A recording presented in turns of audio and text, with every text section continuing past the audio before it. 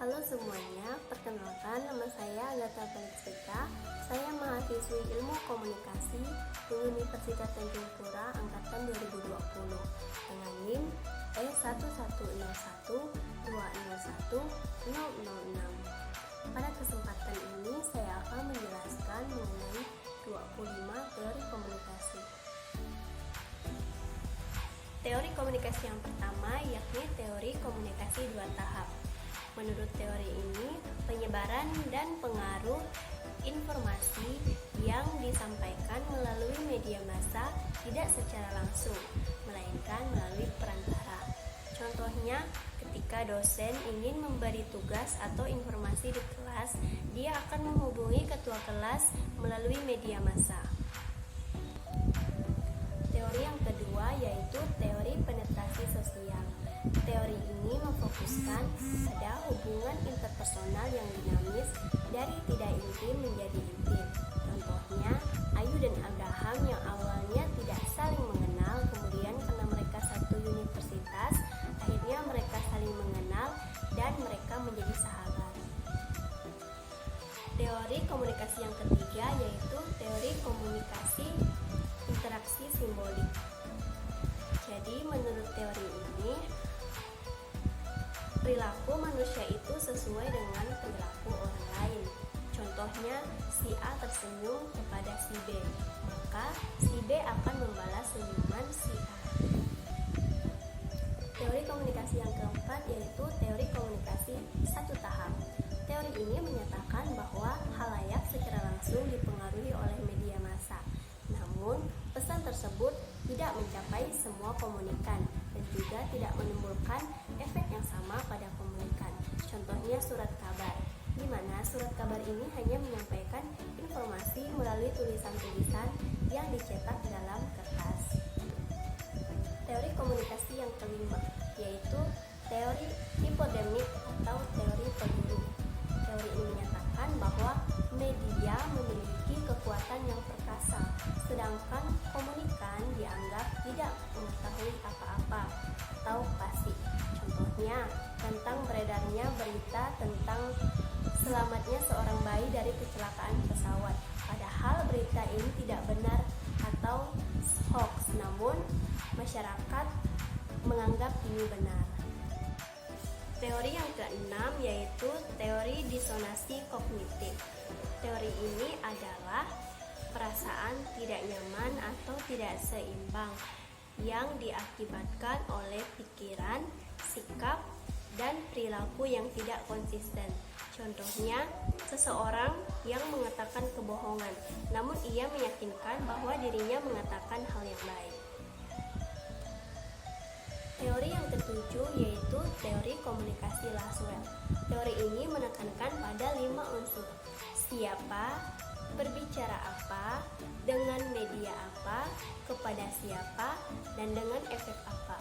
Contohnya melalui kampanye yang disiarkan oleh televisi kepada khalayak dengan pengaruh yang terjadi sehingga masyarakat mendapat pesan terhadap calon legislatif untuk memilihnya atau tidak. Teori komunikasi yang ke-8 yaitu teori komunikasi ketergantungan. Teori ini adalah teori tentang komunikasi massa yang menyatakan semakin seseorang tergantung pada suatu media untuk kebutuhannya, maka media tersebut semakin menjadi penting untuk orang tersebut. Contohnya, ketika seseorang suka bermain TikTok, maka dia akan lebih sering menggunakan aplikasi TikTok daripada menggunakan aplikasi WhatsApp. Selanjutnya, teori yang ke-9 yaitu teori agenda setting. Teori ini menyatakan bahwa nilai topik yang penting bagi media massa sama dengan nilai topik yang penting juga bagi khalayak. Contohnya, berita lamaran Hatta dan Aurel yang seharusnya tidak penting, namun karena disiarkan di televisi, maka masyarakat menganggap bahwa berita itu penting. Teori komunikasi yang ke-10 yaitu teori komunikasi interpersonal. Teori ini memfokuskan pada komunikasi yang dilakukan kepada pihak lain untuk mendapatkan feedback baik secara langsung maupun dengan media. Contohnya, ketika ketika kita melakukan komunikasi dengan teman kita melalui chattingan. Teori yang ke-11 yaitu teori komunikasi Aristoteles. Inti dari teori ini yaitu persuasi, di mana komunikasi yang terjadi ketika seseorang pembicara menyampaikan pembicaraannya kepada halayak dalam mengubah sikap mereka. Contohnya ketika kita melakukan pidato dan public speaking. Teori komunikasi yang ke-12 yaitu teori use and gratification. Dalam teori ini menyatakan bahwa masyarakat menggunakan media berdasarkan kebutuhannya. Contohnya, seorang kakak yang lebih suka menonton sinetron sedangkan adiknya yang lebih suka menonton berita. Teori yang ke-13 yaitu teori spiral keheningan. Teori ini merupakan sebuah teori media yang memberikan perhatian pada pandangan kaum mayoritas dan menekankan pada kaum minoritas. Contohnya yaitu kasus Ahok dalam menistakan agama. Opini kaum mayoritas beropini bahwa Ahok benar-benar melakukan penistaan terhadap agama. Namun, opini dari kaum minoritas malah sebaliknya. Di sini muncul bahwa kaum mayoritas menekan opini kaum minoritas, sehingga muncul pendapat umum bahwa Ahok benar-benar menistakan agama. Teori komunikasi yang ke-14 yaitu teori norma dan budaya. Dalam teori ini, pesan dari media massa mampu mengubah norma yang ada dalam masyarakat. Namun di sisi lain juga mampu mempertahankan dan menciptakan norma baru dengan caranya sendiri. Contohnya dengan adanya acara pertunjukan wayang yang ditayangkan di televisi, terbukti telah memberi tempat pada budaya tersebut untuk diapresiasi oleh masyarakat. Teori komunikasi yang ke-15 yaitu teori behaviorisme. Teori ini menyatakan bahwa semua perubahan perilaku termasuk tindak balas atau respon ditimbulkan oleh adanya stimulus atau rangsangan. Contohnya, sesudah mempelajari matematika, Andi bisa berhitung penjumlahan, pengurangan, dan perkalian. Teori yang ke-16 yaitu teori informatif. Teori ini menitikberatkan komunikasi berbagai transmisi pesan dari bagaimana transmitter menggunakan media dalam berkomunikasi. Dalam teori informatif, jika sinyal baik, maka komunikasi berjalan efektif dan sebaliknya. Contohnya, informasi melalui internet. Transmisi informasi akan menjadi efisien jika jumlah informasi tidak melebihi kapasitas saluran dan terdapat sinyal yang cukup untuk mengantisipasi ketidakefektifan informasi. Teori yang ke-17 yaitu teori pelanggaran harapan.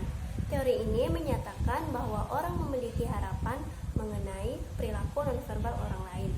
Hal ini bergantung pada kesamaan respon antara dua orang yang berinteraksi. Contoh, si A berbicara dengan si B. Si A berharap si B mendengarkan pembicaraannya, namun ternyata si B sibuk dengan smartphone-nya. Teori yang ke-18 yaitu teori dialektika relasional. Teori ini menjelaskan suatu hubungan antara dua orang yang saling memaksakan kehendak sehingga hubungan ini dicirikan dengan konflik antar individu. Konflik tersebut terjadi ketika seseorang mencoba memaksakan keinginannya satu terhadap yang lain. Contohnya, Cika dan Andre sedang belajar kelompok. Cika ingin pendapatnya yang digunakan, sedangkan Andre malah menganggap pendapat dia yang paling benar. Teori yang ke-19 yaitu teori grouping. Teori ini menyatakan bahwa sebuah kelompok mengambil sebuah keputusan yang terjadi di dalam sebuah kelompok tidak diambil berdasarkan rasionalitas, melainkan untuk mempertahankan harmonisasi kelompok. Contohnya, dengan kasus jatuhnya pesawat ruang angkasa Challenger.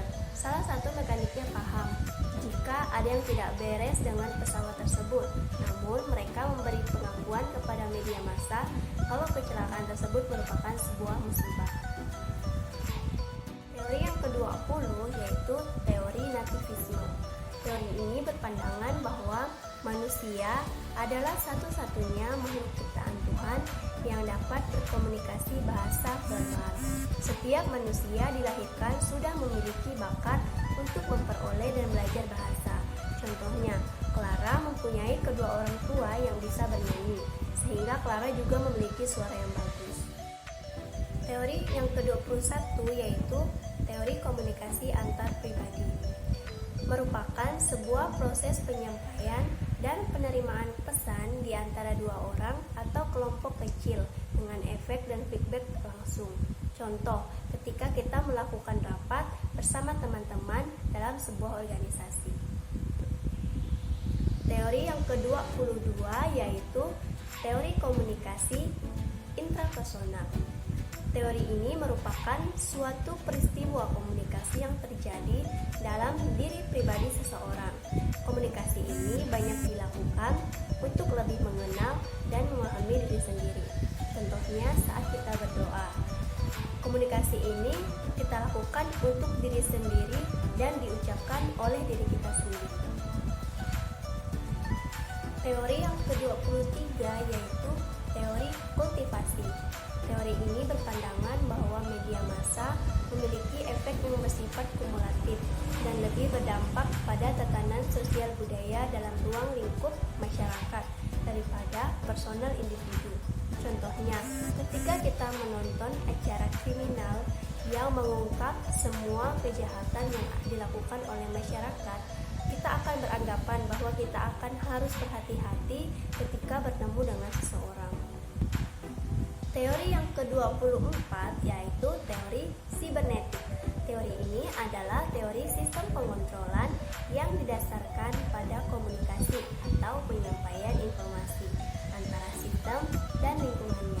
Contohnya, ketika kita belajar menggunakan monitor langsung seperti aplikasi hipervideo dan webcam. Teori yang ke-25 yaitu teori sikap. Teori ini menilai bahwa pengalaman dan pengetahuan yang dimiliki individu sebagian besar dibentuk oleh kelompok sosial mereka, di mana mereka cenderung aktif berkomunikasi. Contohnya, ketika kita aktif dalam kegiatan organisasi, kita akan terlihat lebih percaya diri ketika berinteraksi. Sekian penjelasan mengenai 25 teori komunikasi. Semoga bermanfaat dan terima kasih. Bye-bye.